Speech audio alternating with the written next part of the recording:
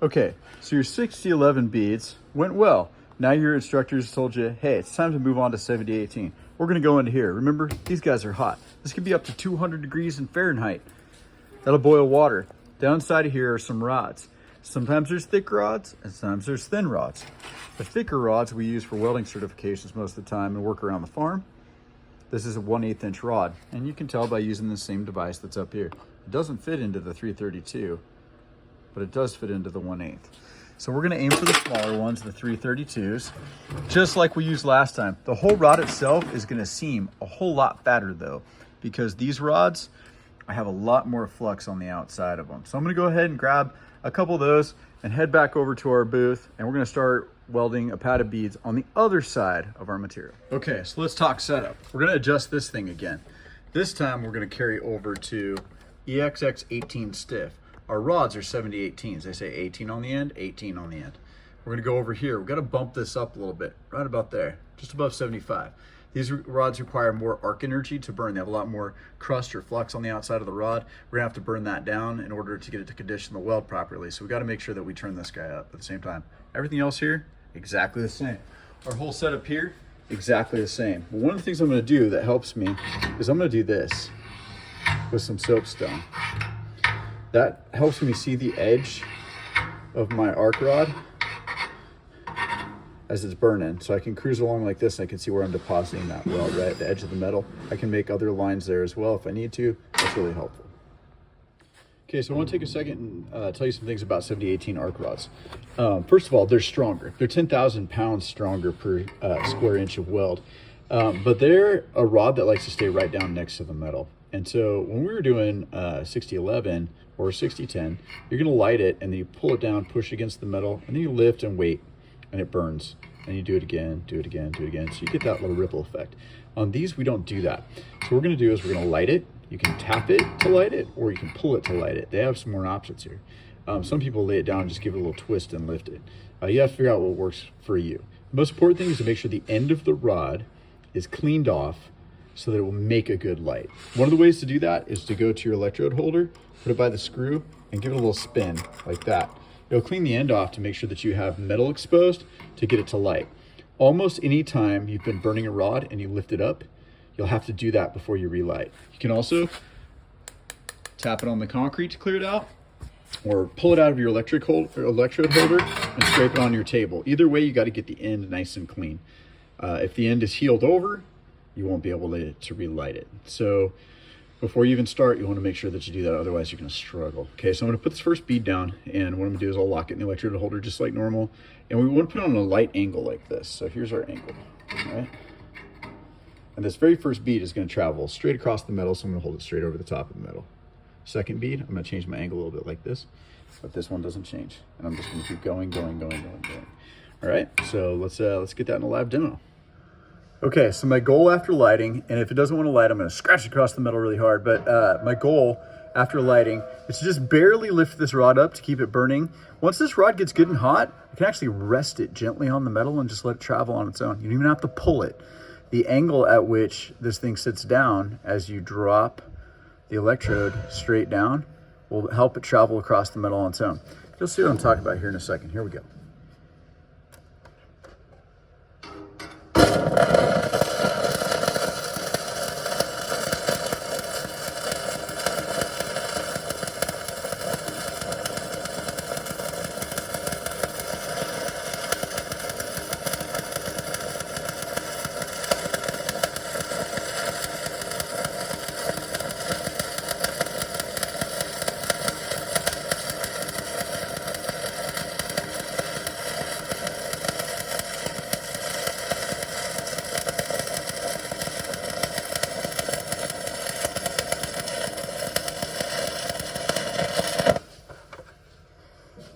Woo, that looks fun.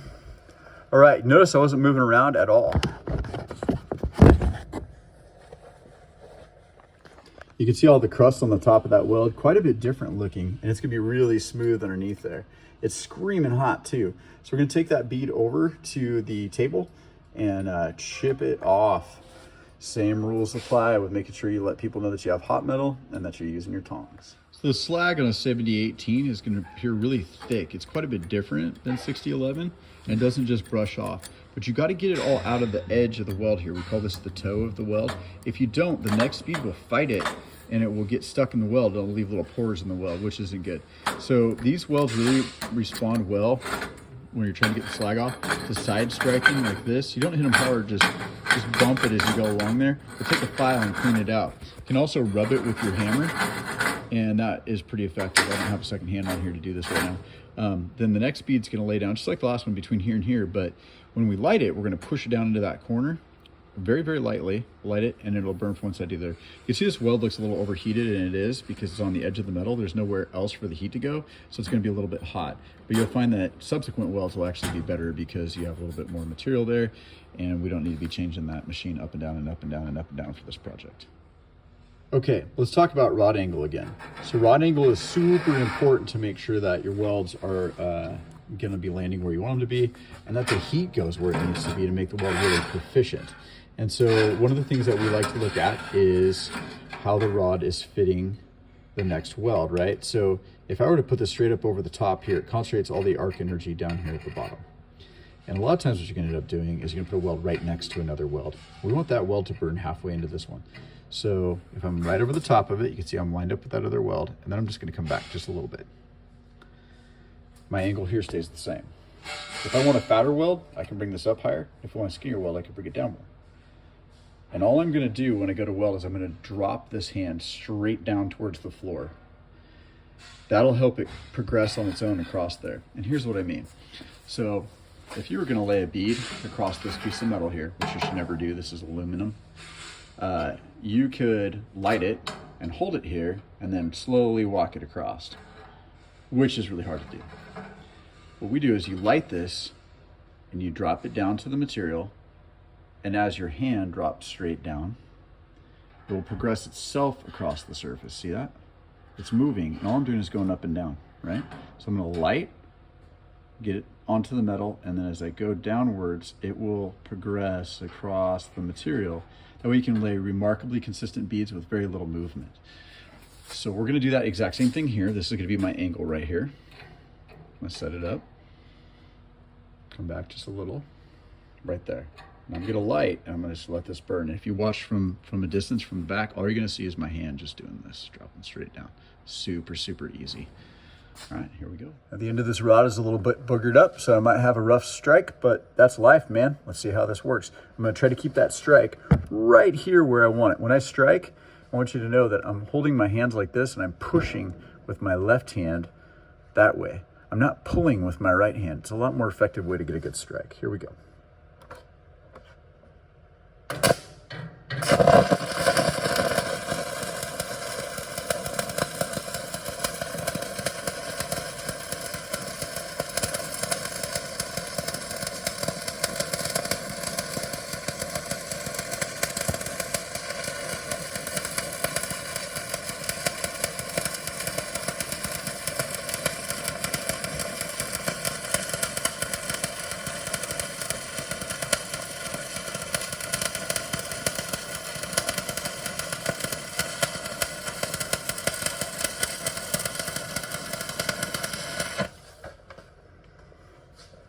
All right, you can actually see the crust is trying to flake off of this already.